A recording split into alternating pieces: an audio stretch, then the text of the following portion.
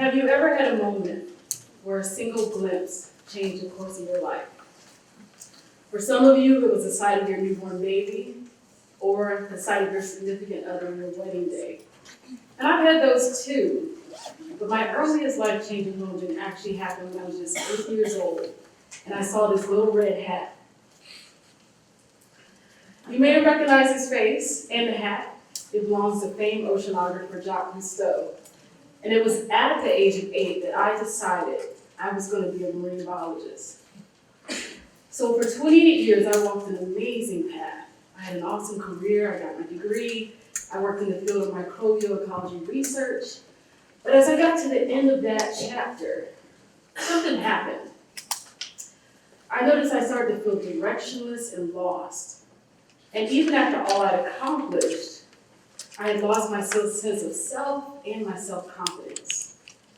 So I did what most people do when they're in that kind of predicament. I went on a journey of self-discovery, and it was during that time that I actually had a crude revelation.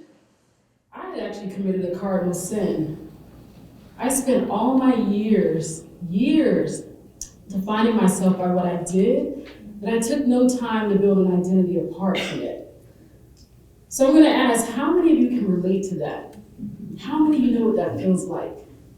And for those that probably didn't raise your hand, it's test time. So I'm going to ask a couple of questions to give you a little test. It's pretty easy questions, so I think everybody should get it fast. But question number 1, what do you do? Okay, can you formulate your answer? It's a pretty easy question. What do you do? Your occupation. Question number 2, who are you? So my thing is, if you answered question 1 and 2 with the same answer, then you understand the struggle. And actually, I'd like to see a show of hands. How many people answered that question with the same answer, both of them? Okay. It happens a lot. It's a natural response. I'm going to ask you, what do you do? Or who are you? Oh, well, I'm a painter. I'm a this, I'm a that. But there's a danger in thinking that what you do and who you are exactly identical, because it's not. The danger is it's kind of like driving a car with wheels but no lug nuts. You know what I mean? Like you might be able to get a little bit far, but we both know that sooner or later those wheels are coming off, right? Off. So why should someone really spend time getting to know who they are? Well, I think what the main crux is that what you do deals so much with the external part of you, whereas who you are is those internal dynamics. And knowing who you are actually reveals your truest confidence. You're able to see what you're capable of doing. It reveals your insights into your unique abilities and unique qualities. And it actually gives a greater sense of meaning to your life. I love the quote by Richard Grant where he says that the value of identity is that it so often comes attached with purpose. So in truth, it's actually in pursuing your who that you actually uncover your why. And we both know that the 2 greatest dates of your life is the day you were born and the day you discover why. So how do we actually go about reclaiming that sense of our identity and who we are? Well, actually, the solution is kind of simple. How many of you today are actually wearing diamonds? I'm not asking so you can brag. Don't blind me, okay? Whether it's earrings, necklace, or ring, how many? Well, the interesting thing is, there's a picture of a diamond that's coming up. Does your diamond look like this? Probably not. It looks like a shard of glass embedded in rock. But it's actually a diamond. It's a diamond in the rough. It's actually the diamond before it's been processed. But what we know about diamonds is the best of a diamond actually comes out after it's been processed. When it's gone through the rigorous routine of being cut down, polished, shaped, that's when we see the truest clarity and value of that diamond, correct? The funniest thing is the same thing is actually true for us. That as women, if we allow ourselves to go through a similar process, where we're actually able to detach ourselves from those things we've solely relied on to define who we are, we will gain the greatest clarity and understanding of our own value. So I'm encouraging you today to kind of shift in your thinking to think about who you are internally, more so than externally. And just like a diamond being processed, you're just 3 steps away from gaining deeper insights into who you are. Step number 1, give up martyrdom. I know that's a tough one. The journey from detaching who you are from what you do begins by prioritizing yourself. I find it very interesting that in airline safety, they mandate that in case of an emergency, your oxygen masks are deployed, that you're actually supposed to fix your oxygen mask before you assist anyone else, right? Well, how many of us as women and mothers especially would be more inclined to help someone else, especially if it's a small child?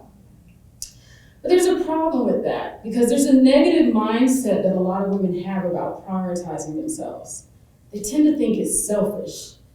But what we fail to realize is that in prioritizing yourself, you're actually investing in yourself. And you're giving yourself a greater capacity to do more. And even in that, you're giving yourself an internal validation in the process. So, self-care routines are a great way to prioritize yourself. Simple things such as having a fitness routine, having a sleep schedule, even a reward when you do something big. There's a piece of cake waiting on me, y'all, after this. But it's necessary. Because ladies, we don't have to put so much of ourselves into someone else and everyone else that there's nothing left for ourselves. You know what I mean? There's a neat little saying that goes that there's 2 things best not spread too thin. That would be yourself and peanut butter. So self-care is actually the first step in honoring who we are as people and as women and opening that door for us to understand ourselves better. Step number 2, grab your shovel and dig. Louise Keys is noted for a popular quote in which she states that men are taught to apologize for their weaknesses and women their strengths. And there's so many women that are bashful about using their strengths. They either don't know what they are, or they're actually taught against it.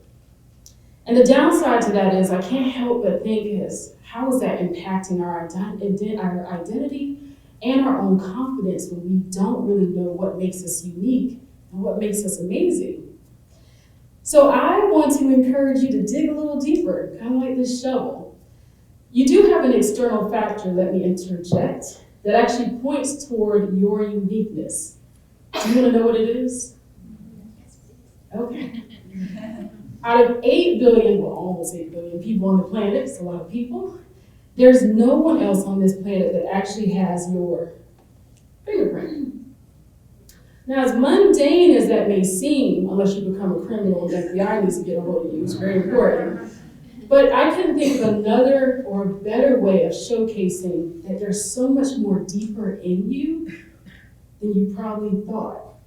And that's just a sign. For instance, there's 10 types of intelligence.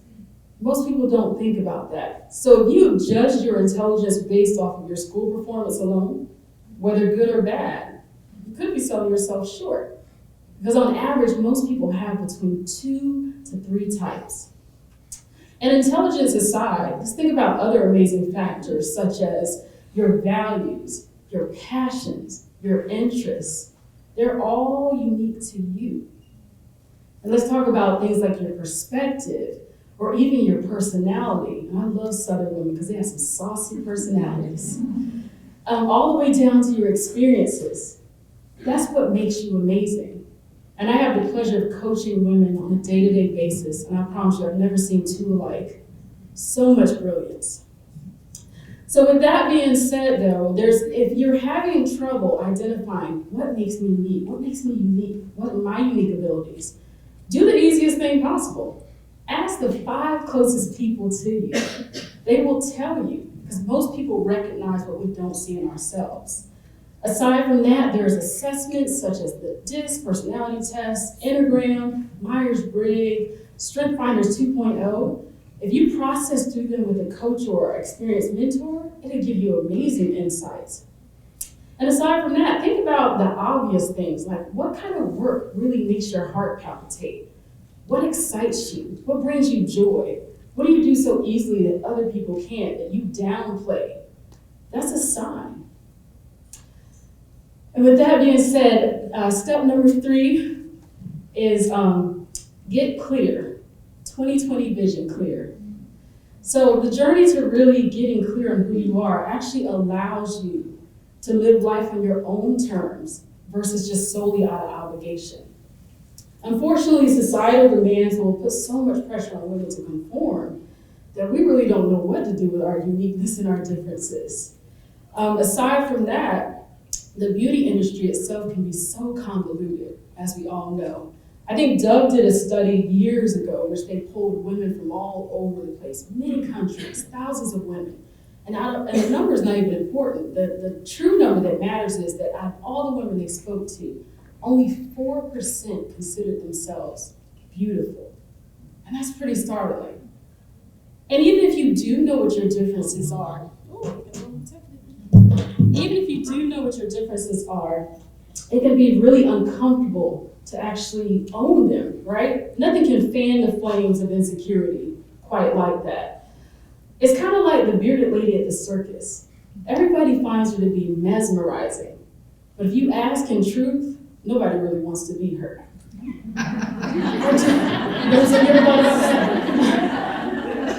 Our differences have a way of making us even want to reject ourselves. But again, I just want to encourage you to just shift in your thinking, because what makes you different is actually your greatest asset. It's the building block that allows you to live the life you want to lead. The question is, are you going to get clear on what that is? You're going to own it, and you're going to be willing to ask the questions that's hard of you, such as, who do I want to be? What do I want to do? What's my contribution? Because I can tell every face in here, the world needs you. You have value. And we know that the world will tear you down so much and make you feel otherwise, but you have value.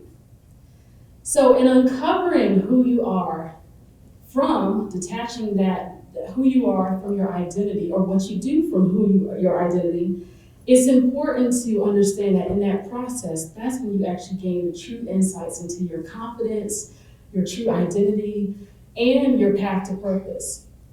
And it's in doing that when women decide to actually go through the process, just like a diamond, of being cut and polished, that we actually reveal the greatest parts of ourselves, our multifacetedness, our brilliance, and our uniqueness. The word diamond is actually derived from the Greek word adamas, which means invincible and indestructible. So when we as women choose to define ourselves by who we are rather than what we do, we build an indestructible identity and confidence that's rooted in our uniqueness, and we inspire others to do the same.